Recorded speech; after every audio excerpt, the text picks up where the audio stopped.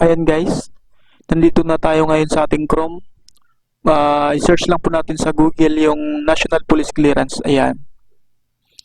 Tapos click natin.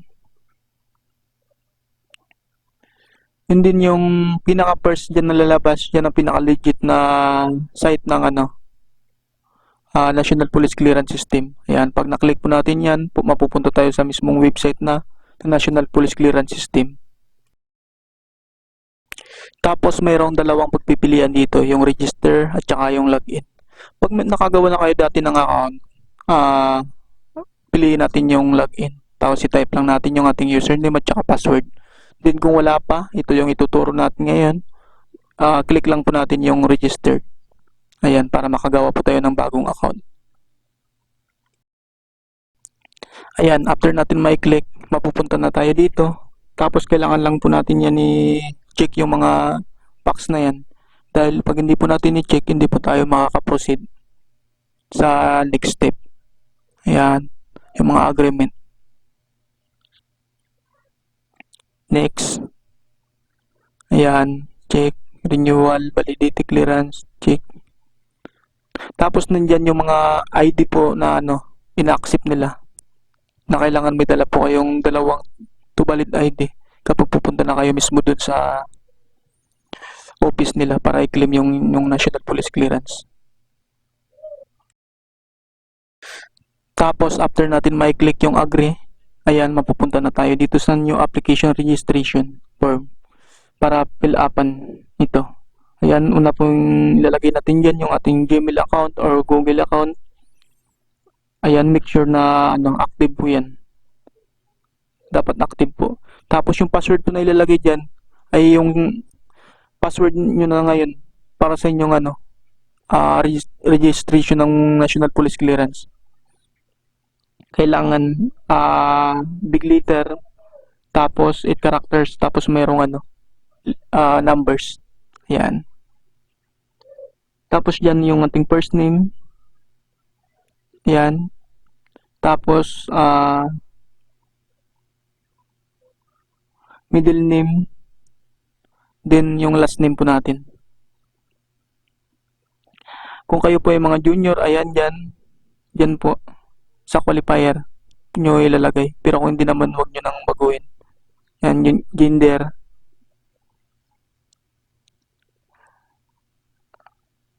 Tapos yung birth date nyo po. Yan, huwag nyo pong kakalimutan. Make sure na tama.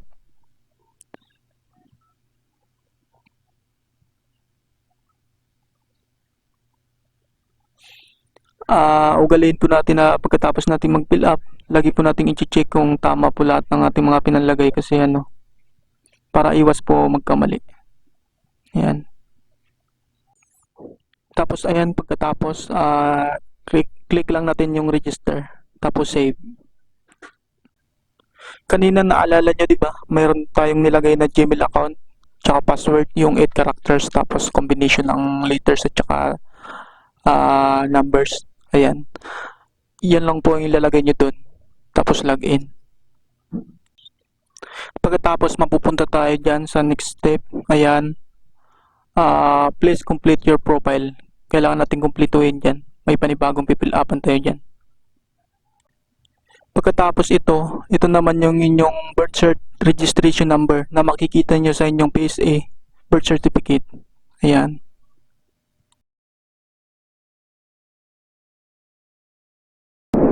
Ayan, choose nationality. Ayan, piliin natin yung Pilipino. Sa baba. Or mas mabilis, pili nyo na lang yan, i-type nyo sa taas. Ayan, para mas mabilis nyo makita.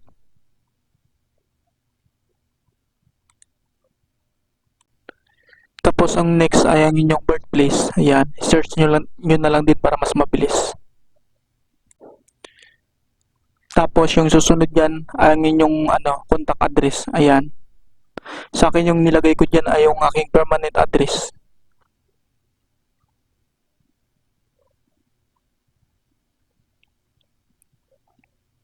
Lahat po pala ng may mga asterisk na kulay red ay required po yan na fill upan nyo. Kasi hindi kayo makaka-proceed kapag hindi nyo fill upan lahat ng may mga ah, read na asterisk. Ayan. Mobile number.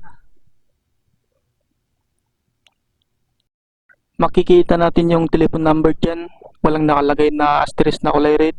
Ibig sabihin optional siya. Pwedeng lagyan natin, pwedeng hindi.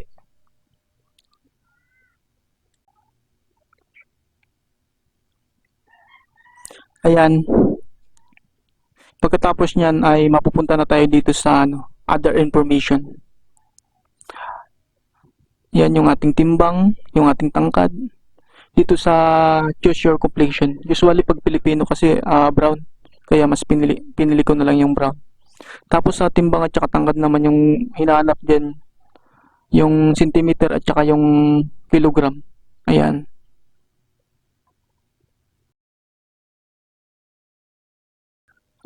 Guys, wag po tayong malilito dito Magkaiba po yung centimeter sa feet.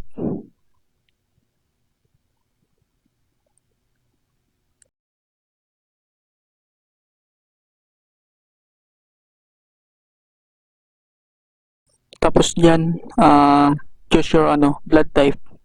Ayan. Tapos dito naman, ang inyong religion. Ayan, piliin nyo lang dyan kung anong religion nyo.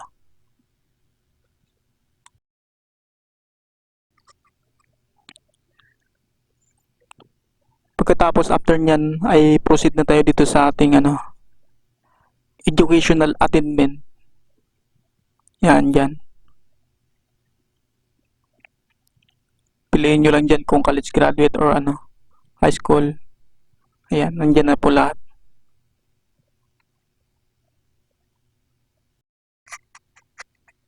Tapos dito yung inyong occupation, kung anong current trabaho nyo. Ayan. Kung may trabaho ba kayo. Nandyan na po yan lahat. Para mas madali nyo pong makita, pwede nyo pong i-search na lang sa taas. Para mas mabilis po siya.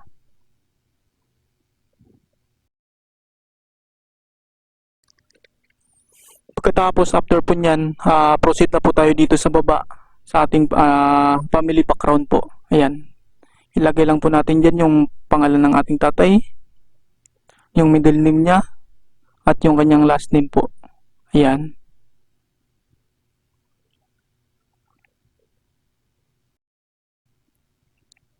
Tapos ayan, ilalagay din natin dyan kung junior ba yung tatay natin, or the second, the third. Ayan, wag po natin kakalimutan. And then next yung kanyang birthplace, kung saan siya pinanganak.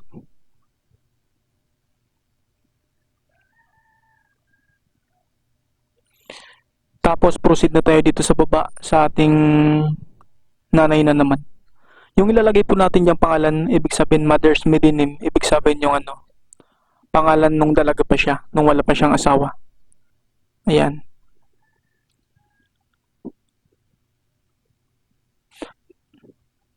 Parehas lang po dun sa taas.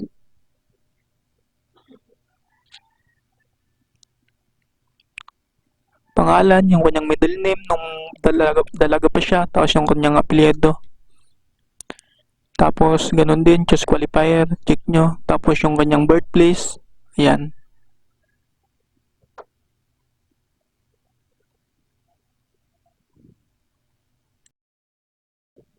Tapos po, dyan sa baba may nakalagay po na name of spouse. Ayan. Yan po kung mayroon na po kayong asawa, kung married na po kayo, ilalagay nyo po dyan yung kanyang pangalan. Ayan.